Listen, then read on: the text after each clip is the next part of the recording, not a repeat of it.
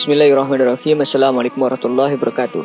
Salah satu fakta yang mengejutkan adalah terbuktinya hadis Rasulullah tentang anjing, di mana dalam Islam menganjurkan ketika terkena air liur anjing maka basuhlah dengan salah satu basuhnya dengan tanah. Air liur anjing mengandung virus berbentuk pita cair. Dalam hal ini, tanah berperan sebagai penyerap mikroba berikut virus-virusnya yang menempel dengan lembut pada wadah.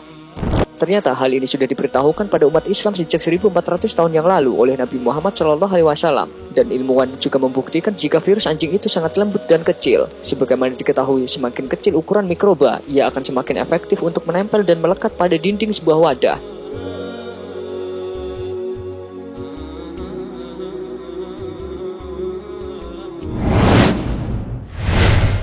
Sebelum masuk pembahasan utama, sebaiknya kita pelajari dulu fakta singkat tentang anjing. Dr. Ian Wright menemukan 180 sel telur ulat dalam 1 gram bulu anjing. Seperempat lainnya membawa 71 sel telur yang mengandung jentik-jentik kuman yang tumbuh berkembang. 3 di antaranya dapat matang yang cukup dengan menempelkannya pada kulit. Sel-sel telur ulat ini sangat lengket dengan panjang mencapai 1 mm. Data statistik di Amerika menunjukkan bahwa terdapat 10.000 orang yang terkena virus ulat tersebut, kebanyakan adalah anak-anak. Secara ilmiah, anjing dapat menularkan berbagai macam penyakit yang membahayakan karena ada ulat-ulat yang tumbuh berkembang biak dalam ususnya. Para dokter menguatkan bahaya ulat ini dan racun air liur yang disebabkan oleh anjing.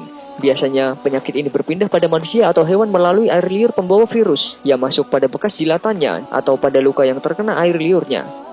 Ketika ulat-ulat ini sampai pada tubuh manusia, maka ia akan bersemayam di bagian organ tubuh manusia, yaitu paru-paru.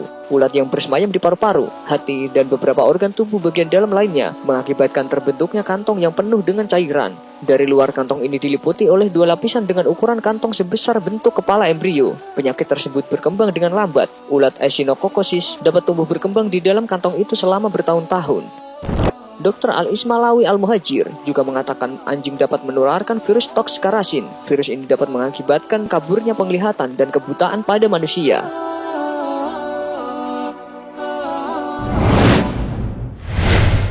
Survei pemelihara anjing. Menurut peneliti dari Universitas Munich, dalam publikasi ilmiahnya mereka menyatakan bahwa memelihara anjing meningkatkan resiko kanker payudara, peluang dan resiko mengidap kanker, oleh karena memelihara anjing jauh lebih besar dibanding memelihara piaraan lain seperti kucing dan kelinci. Sebanyak 79,7% penderita kanker payudara ternyata sering bercanda dengan anjing, diantaranya dengan memeluk, mencium, menggendong, memandikan, dan semua aktivitas perawatan anjing. Hanya 4,4% pasien yang tidak memiliki hewan peliharaan. Air liur anjing dari jenis apapun berbahaya bagi manusia. Persatuan Dokter Kesehatan Anak di Munich, Jerman, mengungkapkan bahwa air liur anjing mengandung berbagai kuman penyebab penyakit. Bakteri tersebut dapat masuk dan menyerang organ dalam manusia melalui sistem terbuka. Resiko tertular penyakit kian besar apabila terkena gigitan anjing, karena gigitan anjing akan mengandung air liurnya.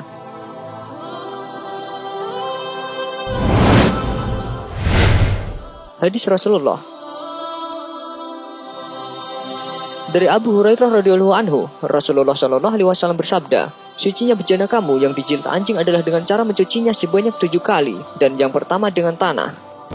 Imam An-Nawawi rahimahullah berkata dalam Syarh Sahih Muslim, "Mazhab kami dan mazhab mayoritas ulama bahwa yang dimaksud dengan cucilah 7 kali dan salah satunya adalah dengan tanah dicampur air."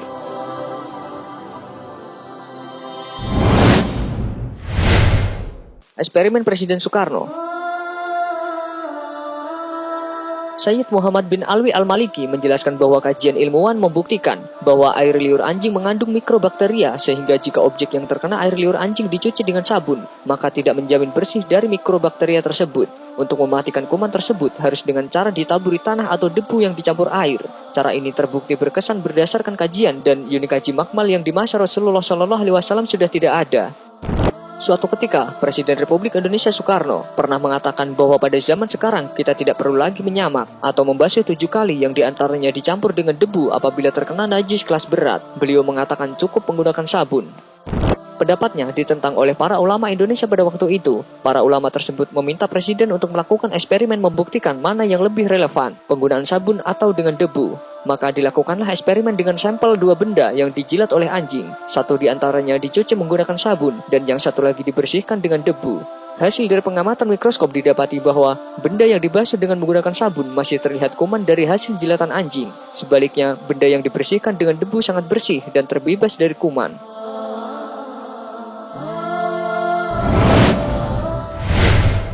Menurut ilmu kedokteran, modern, melalui sebuah penelitian yang dipimpin oleh Profesor David Livermore, yang merupakan Profesor Medical Microbiology di Norwich Medical School, diketahui bahwa tanah mengandung dua unsur yang dapat membunuh kuman-kuman, yaitu tetrasiklin dan tetrarolit. Dua unsur ini digunakan untuk proses pembasmian atau sterilisasi beberapa kuman.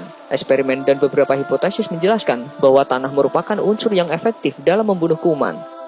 Tanah mengandung unsur yang cukup kuat menghilangkan bibit-bibit penyakit dan kuman-kuman. Hal ini berdasarkan dari molekul-molekul yang terkandung di dalam tanah akan menyatu dengan kuman-kuman tersebut, sehingga mempermudah dalam proses sterilisasi kuman secara keseluruhan. Ini sebagaimana tanah juga mengandung materi-materi yang dapat mensterilkan bibit-bibit kuman tersebut.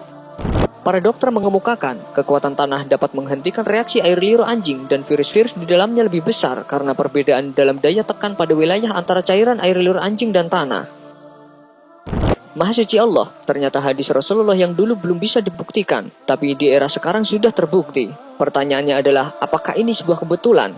Lalu siapakah yang memberikan hakikat ilmiah ini kepada Nabi Muhammad SAW? Tak lain dan tak bukan, sudah tentu jawabannya dari Allah Subhanahu Wa Taala. Allah memberi petunjuk tersebut kepada Nabi Muhammad SAW dan juga segala hal yang berguna atau bermanfaat bagi umatnya. Semoga pengetahuan ini dapat menambah keimanan kita dan makin mencintai hadis-hadis Rasulullah SAW.